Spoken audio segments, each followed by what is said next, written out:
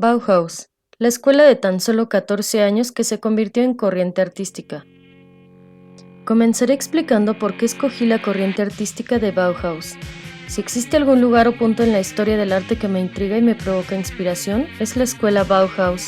Y es que esta escuela de carácter democrático y coeducativo surgió para impartir un plan de estudios fuera de lo convencional, pensado para que cada estudiante siguiera su propio ritmo artístico y personal. Fue tal el boom del surgimiento de la casa de construcción en alemán Bauhaus, que se volvió una corriente artística muy importante en las vanguardias del siglo XX.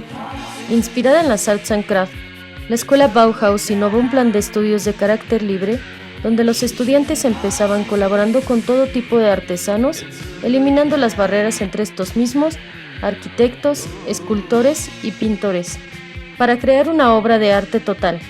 La escuela prometió construir una sociedad más civilizada y menos egoísta, apoyada de una generación de jóvenes con habilidades prácticas e intelectuales y reputados profesionales, la crème de la intelectualidad alemana de la época. Su origen se remonta al año de 1919, cuando el veterano de guerra Walter Gropius fundó la Escuela de Arquitectura y Diseño Bauhaus en Weimar, epicentro de nuevo país en construcción, a partir de la unificación de la Academia de Artes Figurativas y la Academia de Artes y Oficios de Weimar. Inspirado en el movimiento Arts and Crafts y la popularidad del mismo movimiento en Alemania, Gropius tenía en mente casi una utopía. La nueva Alemania destruida sería reconstruida por una nueva generación de jóvenes e intelectuales, agrupando a las figuras más interesantes de la vanguardia alemana de entreguerras.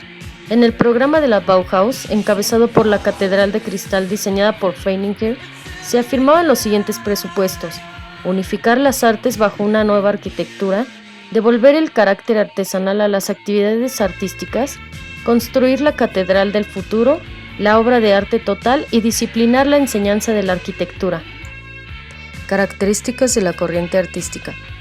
La escuela es influenciada por el constructivismo ruso y el neoplasticismo holandés. Se enfoca en la enseñanza hacia el racionalismo. Su tendencia es conceptual, la idea es más importante que la inspiración. La Bauhaus se convierte en un centro de producción, diseños para el prototipo de la industria. Su estilo es funcionalista, sobrio y riguroso. En cuanto a la producción artística, se destacaron por sus formas limpias, abstractas y geométricas. La Bauhaus demostró un profundo interés por la geometría simple. Los materiales más usados fueron el vidrio, el acero y el ferroconcreto. Sobresalió el uso de colores primarios como el azul, el rojo, el blanco y el negro. Desarrollaron tipografías nuevas de fuentes simples con arreglos inusuales. Autores principales: Walter Gropius, fundador de la Bauhaus en 1919 y la dirigió hasta 1928, arquitecto, urbanista y diseñador alemán, pionero de la arquitectura moderna que impulsaría en la Bauhaus. Hannes Meyer, segundo director de la Bauhaus entre 1928 y 1930, arquitecto y urbanista que impulsó el departamento de arquitectura de la escuela. Durante su etapa como director, la Bauhaus se acercó al comunismo. Ludwig Mies van der Rohe, arquitecto alemán pionero de la arquitectura moderna e internacionalista. Suya es la famosa máxima "menos es más". Van der Rohe fue el tercer director de la Bauhaus. Wassily Kandinsky fue uno de los pintores rusos más importantes del siglo XX. Profesor en la Bauhaus desde 1922 hasta 1933, cuando el partido nazi cerró la escuela. Conocido por sus cuadros abstractos en los que utilizaba formas geométricas básicas y colores primarios. Paul Klee, pintor alemán amigo de Kandinsky, enseñó en la Bauhaus desde los inicios de la escuela hasta 1931. Exploró la pintura expresionista, cubista y surrealista. Publicó un tratado sobre la pintura muy importante para el arte. En él describía sus teorías sobre el color y también la metodología que usaba en sus clases en la Bauhaus. Herbert Bayer, conocido sobre todo por crear el logo de la Bauhaus. Diseñador, arquitecto, publicista, pintor y fotógrafo. Entró a la Bauhaus como estudiante y al cabo de pocos años Gropius le propuso dar clases de publicidad, diseño y tipografía.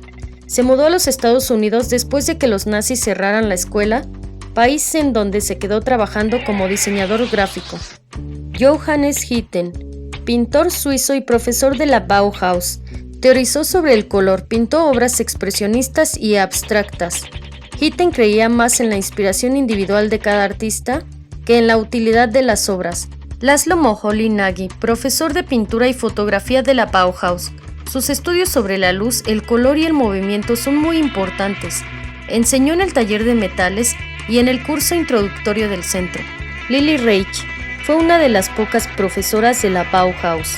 Abrió su estudio de diseño y se convirtió en la directora de la Deutscher Webern, asociación dedicada a promover el diseño y la producción industrial. Junto con el arquitecto Mies van der Rohe, lideró el diseño del pabellón alemán para la Exposición Universal de Barcelona en 1929, una de sus obras más conocidas. Kunte Stolz, artista textil y profesora de la Bauhaus, dirigió el taller textil de la escuela, considerado un espacio para mujeres. Entró a la Bauhaus como estudiante y pocos años más tarde se convirtió en la directora del departamento textil. Los lugares más representativos donde se desarrolló la escuela Bauhaus fueron Fundación, la República de Weimar, Alemania. Segunda ubicación, Dessau, Alemania. Y por último, la tercera ubicación y última, la Escuela de Berlín, Alemania. Años de ejecución. Se divide en tres fases. La primera, Weimar, de 1919 a 1924. Coincide con el periodo en que la escuela Bauhaus tiene sede en Weimar. La obra más importante desarrollada entonces es el proyecto del Chicago Tribune de Gropius, progresivamente la consolidación de la República Democrática de Weimar después de la Primera Guerra Mundial, así como la conjunción de la arquitectura y el diseño modernos con el sistema capitalista, determinaron una nueva orientación en el estilo de la Bauhaus, y es que presionado políticamente por acoger a todo tipo de izquierdosos, excéntricos y holgazanes, Gropius se vio obligado a tomar cartas en el asunto. La filosofía artesanal y antimaterialista había acabado para la escuela. Ahora había que hacer dinero y llevar el concepto de Bauhaus a una escala más industrial, pero sin perder la esencia. Segunda fase, Dessau, de 1925 a 1927. La escuela se traslada a Dessau y esta etapa se caracteriza por los diseños de todos los aspectos del entorno arquitectónico. La maquinaria se puso a trabajar y de la Bauhaus de esos años salieron todo tipo de cosas, desde juegos de té, lámparas, sillas, mesas, escritorios, juguetes, señalización, murales, vidrieras, alfombras y joyas. En todo el mundo empezaron a conocerse las creaciones de diseño fresco y original de la Bauhaus, sin importar ideologías ni fronteras. Del comunismo soviético a los áticos más exclusivos de Manhattan, todos querían un pedazo de ese nuevo arte que se estaba haciendo en una pequeña región de Alemania. Tercera fase, Berlín, de 1927 a 1930. La Bauhaus es dirigida por Hans Meyer, que trató de vincular la problemática técnica y estética de la construcción con las organizaciones obreras. Para él, la casa debe responder a los modos de vida del morador y no a las aspiraciones estéticas del diseñador. Fue cesado en 1930, iniciándose una rápida decadencia de la institución. Cierre de la escuela. Gropius tenía enemigos. Quizá el peor era Adolf Hitler, antiguo artista fracasado, que estaba empezando a subir políticamente con su partido de agitadores y bravucones que parecía tener hipnotizada a cada vez más gente. Hitler odiaba tres cosas: el modernismo, los intelectuales y los judíos. En la Bauhaus abundaban todos estos especímenes, así que cuando el Führer se hizo al fin con el poder, la escuela tenía los días contados.